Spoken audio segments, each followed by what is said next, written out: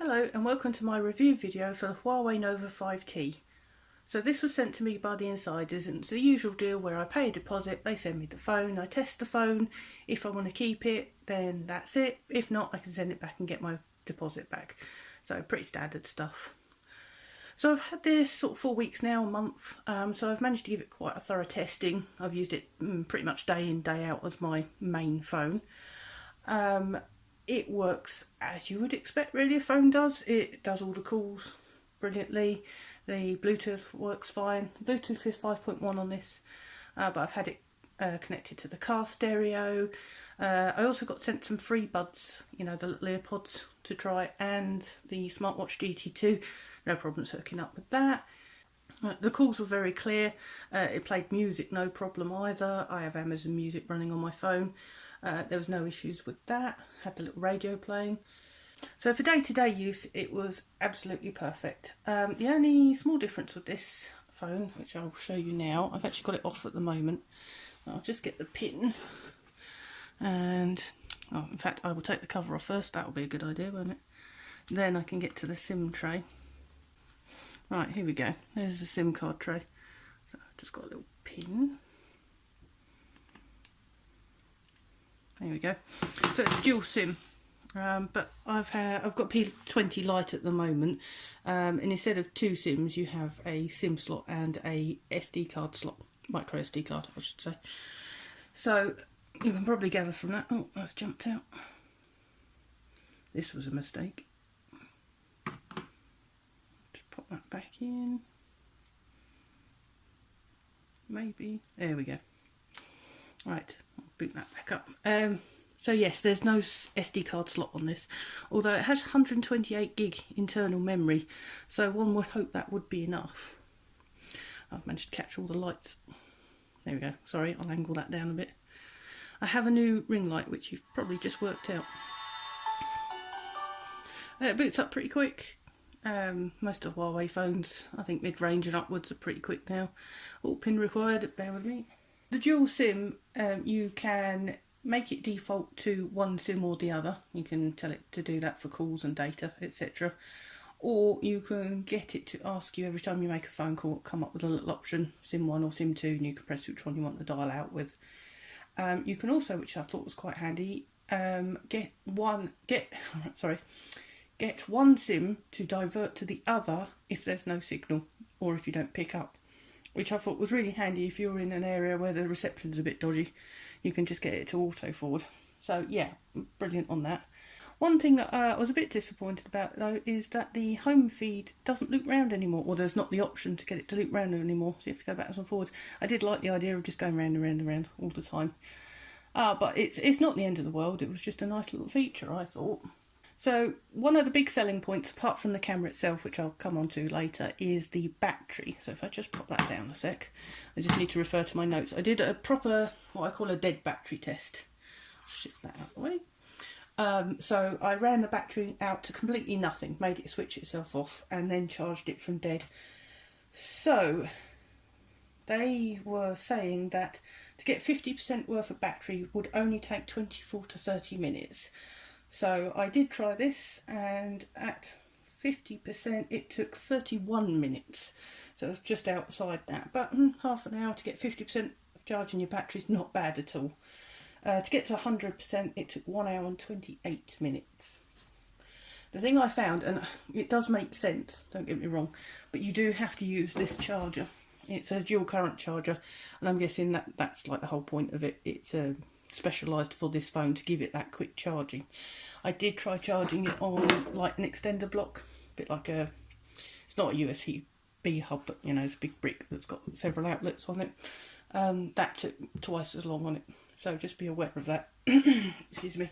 You will need to bring that charger along with you, which could be the only awkward thing if you're then out and about.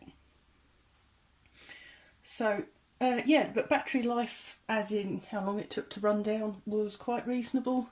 It was a day heavy use. In fact, sometimes it was perhaps only about 3/4 of a day when I was really hammering it. But I'm in the habit of charging my phones every night when I go to bed, so it wasn't too much of an issue with me. So the battery itself is 3,750 50, sorry, 50, so that's 3750 milliamp hours. It's got an octa-core processor, and it's made up of several different types, so I'm not going to list them all. It's got 128 gig of storage, like I said before, 6 gig of RAM. The screen is 6.26 inches and it's an IPS screen. Shame it's not an OLED, but it is only a mid-range phone, and so for the price you can't really argue too much.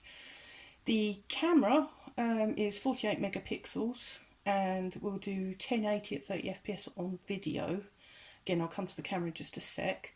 The other sort of features is it has Wi-Fi, it's dual band, it does up to AC, obviously 4G compatible, had no issues with data whatsoever. Bluetooth is 5.1, which I think I mentioned before, and it has the NFC.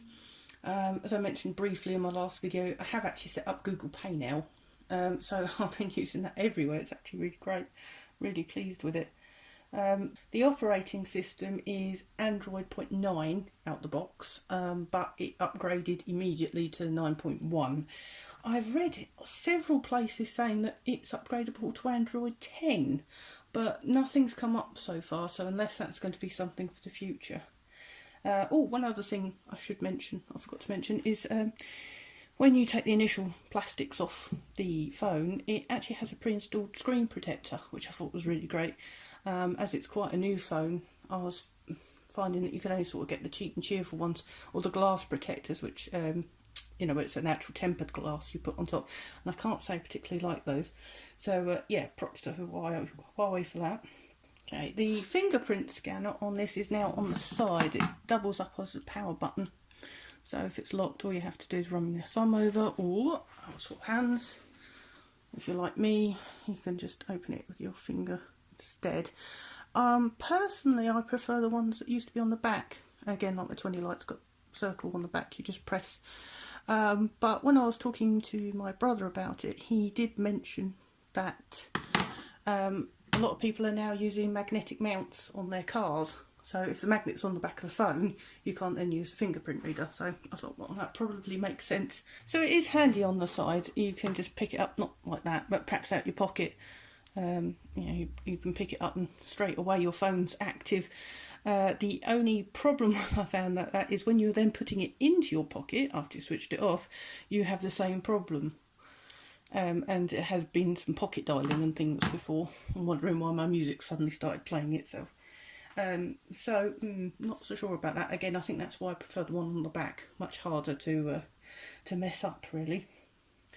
The other thing to note, not really a feature, I suppose, and again, if you've used this sort of thing before, you're probably well aware of it.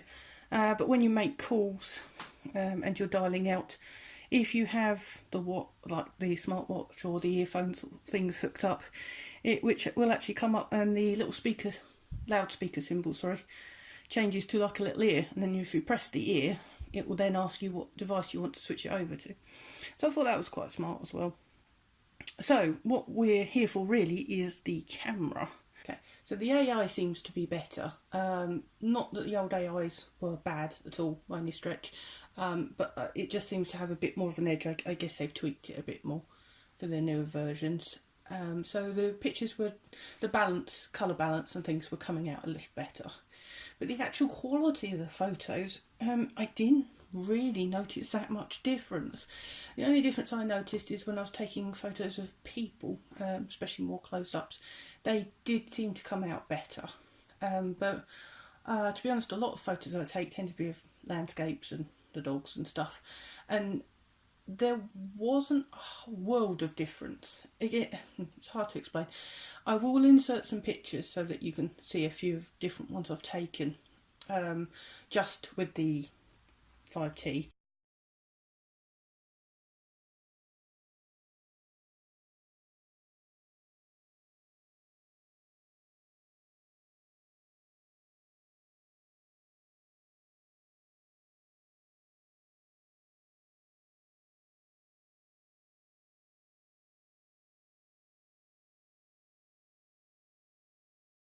I will do a separate video with some pictures comparing it to like the P20 and the P20 Lite.